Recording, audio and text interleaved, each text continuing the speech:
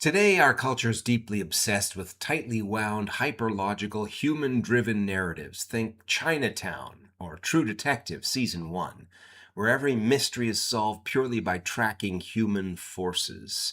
Because of this, modern audiences often struggle with Shakespeare's late romances, where plots are intentionally messy and resolved by a deus ex machina or god out of the machine, like Jupiter descending on an eagle.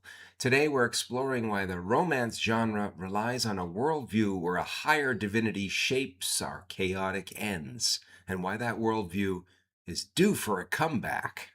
Shakespeare, because there's so many ironies upon ironies. But also here we have the rudderless boat theme, as that I mentioned that you have in a lot of sort of medieval texts and in Chaucer, for example. All other doubts by the time let them be cleared. Fortune brings in some boats that are not steered. So the real focus, and this is different from comedy and tragedy, is specific to romance and the ancient Greek novel and stories and tragic comedy, is that fortune is a major player here. It's like God arranges, a divinity also arranges our ends.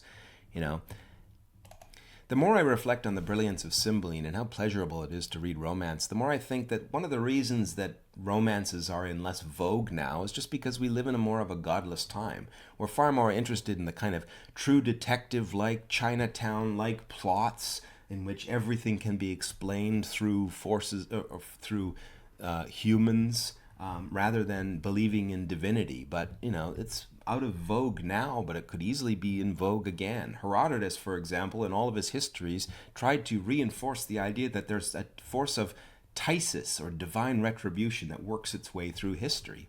And if you read the histories, they're, I would say convincing, but it's masterful work of art in some ways. It's kind of like the romance is a reflection of that theme. There's also a divinity at work that shapes our ends, as someone in Shakespeare said, maybe Hamlet, I can't remember.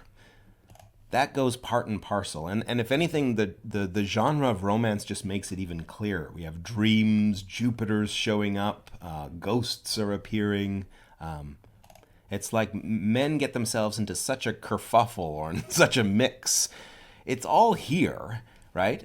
Now that we've gotten to the end of Cymbeline, it's like the Deus Ex Machina wasn't really necessary. Eventually, all of these characters would have probably figured out what really happened and all would be reconciled. But the Deus Ex Machina just speeds the process up in some ways. In the romance tradition, human beings get themselves into such an impossible tangle that logic can't save them. Only grace, fortune, or time can unravel the knot.